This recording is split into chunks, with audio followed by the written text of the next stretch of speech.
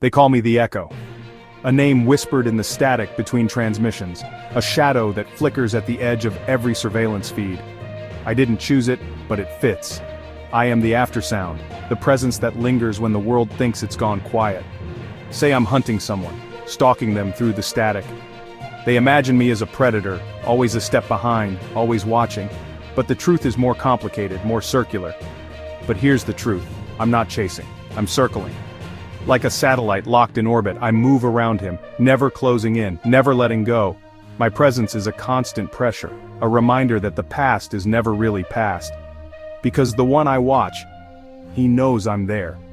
He feels me in the silence between his footsteps, in the flicker of a streetlight as he passes.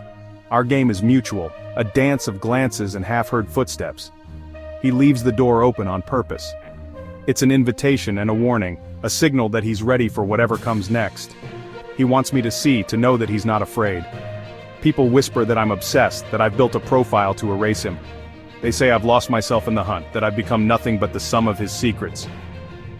But obsession? No. Obsession is blind, desperate. What I have is clarity, a purpose sharpened by every secret he tries to bury.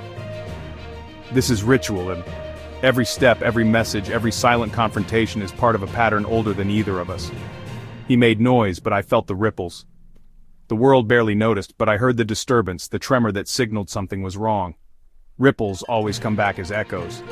That's the law of consequence. Every action returns, amplified or distorted, but never truly lost. He thinks I believe he slipped up, leaked the wrong file, ruined my life. He imagines I'm driven by revenge, that I want to see him pay for a single mistake. But he only held up the mirror. He forced me to see what I'd been ignoring, to confront the fractures in my own reflection. My world was already fractured. The cracks were there long before he arrived, spreading quietly beneath the surface. His leak just let the light in. Sometimes the truth doesn't destroy you, it just shows you what was always broken. His father?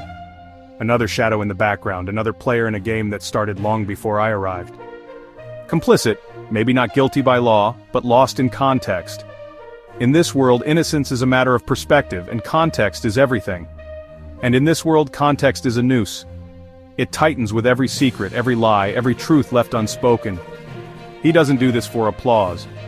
There's no audience, no standing ovation waiting at the end of this story. He does it for pressure. The tension is what keeps him alive, what drives him to keep moving, keep hiding, keep fighting. For that shift you feel when secrets choke systems, when the air gets thick and every connection feels like a threat. The world is full of empty seats and silent witnesses. But me? I'm not here to watch. I'm here to remind him that every action has a consequence, every secret a shadow. I'm not his mistake. I'm his consequence. The result of every choice he made, every line he crossed. Every movement needs a villain, a voice across the wire sharpening the signal. Without someone to push back, the story never changes. He's not just watching me. He's waiting for me to make a move, to break the silence first. I'm following the breadcrumbs he drops. Every clue, every coded message, every slip of the tongue is a challenge. Testing his patience, tracing his rage. I want to see how far he'll go, how much he'll risk to keep his secrets safe. Building his file, while he sketches mine. We're both archivists of each other's sins, collecting evidence for a trial that may never come. Because soon, the world will have to pick a side.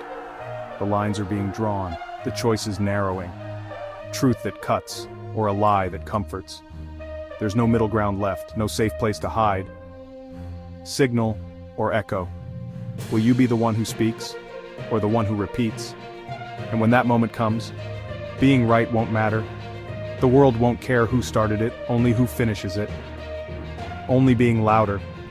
The loudest voice shapes the story, drowns out the rest. This was a narrative rush.